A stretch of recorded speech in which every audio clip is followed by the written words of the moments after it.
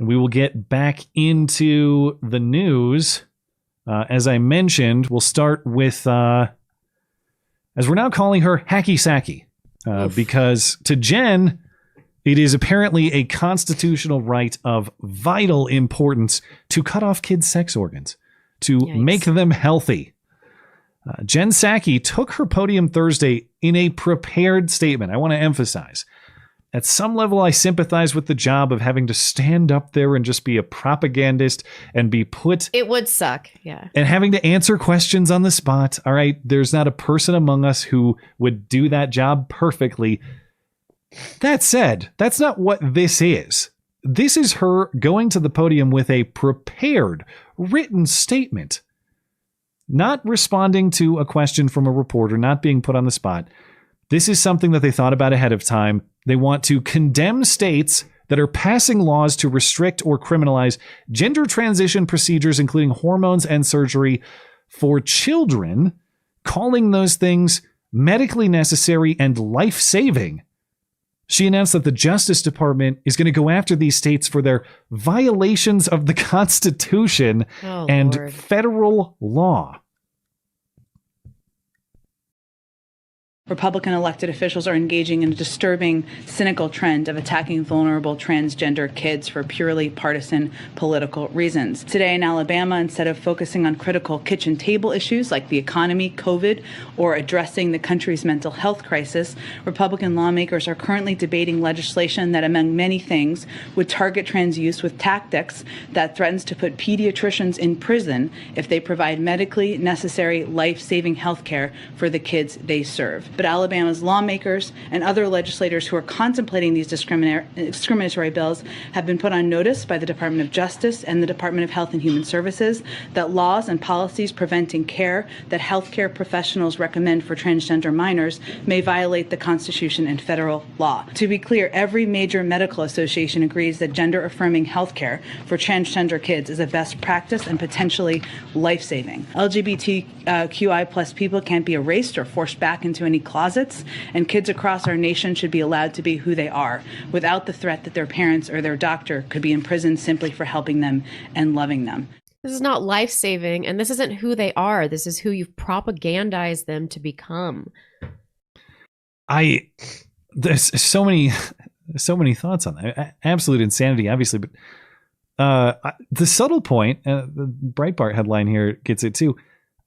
How is protecting children from this predation not a kitchen table issue? Oh, yeah. Alabama lawmakers are distracted. They don't talk about kitchen table issues like the economy and coronavirus. Yeah, you mean the things that you wrecked, like the economy, exactly, and coronavirus. But the protection of I don't think it gets much more kitchen table than the protection of your children and the non-indoctrination into this gender insanity, and the permanent alteration of their bodies, surgically or chemically, to do that. But second, the medical establishment all agrees. Well, number one, as though they get the final word and not lawmakers. But number two, as though the medical establishment is automatically trustworthy and couldn't be corrupted. Did you not see the last 2 years? Yeah, I'm just going to exactly. say the medical establishment agrees. Okay. Third, as though permanently altering a kid with blades or chemicals is an act of love. Right. It is not. It's not an act of love. It's medically necessary. It's absolute medical necessity. Okay. Let's. You show me the long-term studies that show that we have positive outcomes through the alteration of our children in this way, and get back to me in 20, 30 years once the freak show that you've cultivated is into their advanced adult years, and we'll see just how healthy they actually are. But fourth, and I actually think this is in ways the most important, not that the protection of your children and the defeating of this insane gender ideology isn't important, but what's crucially important also is the structure of our country. Even if you think that these interventions help kids, okay, you're entitled to that opinion, I suppose. But the rest of this is an abuse of our political system. So the federal government doesn't get to just cram down their Right. view of what is best for kids on states and parents. See Amendment 10. The powers not delegated to the federal government are reserved to the states and to the people. If they don't like it, as in the federal government, tough. It's not their call to make. They can move to Alabama and run for office because it is the Alabama legislature and the Alabama governor that makes these decisions. Even if you think the decision is unwise, even if you think it's bad. It is not Jen Psaki, the Department of Justice, Joe Biden. This is absolutely not their decision to make. And by the way, I would say that the other way around too. California is going to do some bizarre things. And I understand those are morally abhorrent, bizarre things. But as soon as we start creating the precedent that we're just going to send in the stormtroopers from Washington, D.C. anytime we disagree with a decision, it might be more... Don't get me wrong. It can be the morally correct thing to do. Sometimes the point is, though, you are erasing the premise that sustains peace in this country. You are creating inevitable war. Yeah. When you say that we, the feds, are going to come tell you how to parent your children. Good luck maintaining the peace under that premise. Community property. Yeah, I mean, some people obviously will go along with it, the kind of people that would allow the public schools to help their kids transition. But the majority of good, hardworking folk and Christian minorities are not going to tolerate this at all. I can't imagine this is going to be extremely politically popular. It's a bizarre fight to pick, I think. The other point I wanted to mention is this is why it's so crucially important to get real on decisions like Roe versus Wade and the concepts of substantive due process and the penumbras of implicit liberty in the 14th Amendment. Even when you remove all of that from the abortion context in which it's most commonly cited, once we've granted the premise that the 14th Amendment has all of these bizarre implied liberties, not explicitly stated, it becomes what? It becomes a license to make up whatever ridiculous right into the Constitution, inserted in there, that you want. It's a license to say, a doctor's right to chop the dick off a child is clearly what the authors of the 14th Amendment intended. Intended, right. This is how we get there, by saying, it's a living document that adapts to the times. And clearly, when they talked about due process in the 14th Amendment, they meant you have a constitutional right to chop off kids' genitals. Yep. So that's why that, in addition to the morality of abortion, that's why it's so crucial to stand up against these Supreme Court decisions that are wild overreaches as well, because you set the precedent for this kind of nonsense.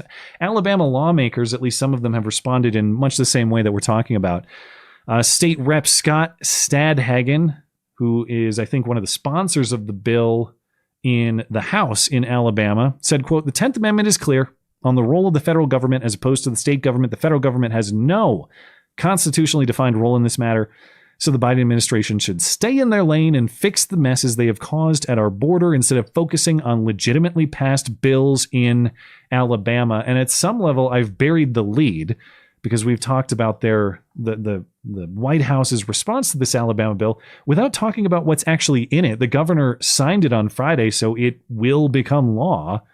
But what is so horrible that the Justice Department is going to be going after Alabama now? Yeah, I mean, the long and short of it is that it makes it a felony for medical professionals to provide any kind of gender-affirming medical care for people under 19. What a great euphemism. Gender-affirming care. Right. Let me affirm that dick by chopping it off. Yeah, I know, for real. It's really specific, though, and I read the whole bill, and I appreciate the specific language it used. So it says, no person shall engage in any cause or cause any of the following. It says 9 practices, but they were all related to prescribing hormones or sex change therapy in any regard. Okay, so if a health provider does this, health provider prosecuted. Is that the premise? Class C felony, yeah. Okay. And also in one of the later subsections of the bill, this is also a Class C felony in Section 19. No nurse, counselor, teacher, or principal or other administrative official at a public or private school attended by a minor shall do any of the following: encourage or coerce a minor to withhold from the minor's parents or legal guardian the fact that the minor's perception of his or her gender is inconsistent with the minor's sex. So they can't be like, you don't have to tell your parents about this. Gotcha. If they do that, it's a felony. Okay. Good. Great. The counter argument, I suppose, is don't people have the right to their own medical freedom, to their own medical procedures? As a general rule, I would agree, yes. But again, in this context, we're talking about whom? We're talking about minors under the age of 18. Yeah. Or in this law, I guess, under the age of 19. But if we accept the premise that generally those people cannot consent to all sorts of behaviors, practices, alterations, however you want to characterize it, if we were to go with this premise that I suppose children have some sort of right to these services, well, how do we justify bans on children from all sorts of things like alcohol, Right. voting?